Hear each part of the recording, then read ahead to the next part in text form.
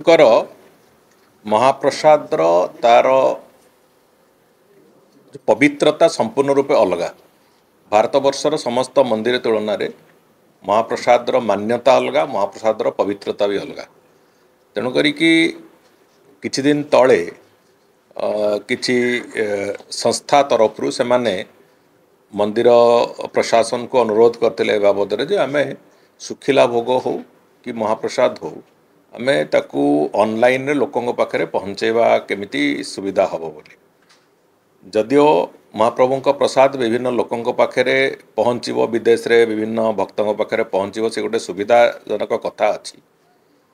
तेबे पवित्रता दृष्टिकोण से बाबद श्रीमंदिर प्रशासन किंबा सरकार एथिरे राजी है नहांती एथिपाई जे ताकू सांगेरे नेकी जिबा समय रे तार पवित्रता भी अक्षुण्ण रहिबा पाई जो प्रक्रिया से प्रक्रिया जदि अवतारणा न करेंगे से संदेह आम भितर अच्छी। से दृष्टिकोण आम मंदिर प्रशासन हो कि सरकार हो ए सहमत नहांती। तेणुक आम आज तारिख रे भी आमर समस्त भक्तों को से अनुरोध रहिबो, पुरी आसंतु, पुरी आसिकी सेठी महाप्रसाद प्राप्त होबार सौभाग्य लोक पांतु।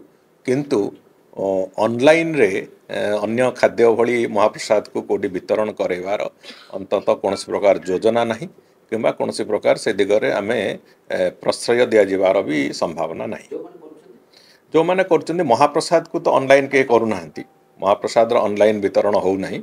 महाप्रसाद ऑनलाइन वितरण करने को किसी उद्यम आरंभ होता, किंतु से कथा को ना मंदिर प्रशासन ना सरकार से मानसिक स्तर में प्रस्तुत अच्छा।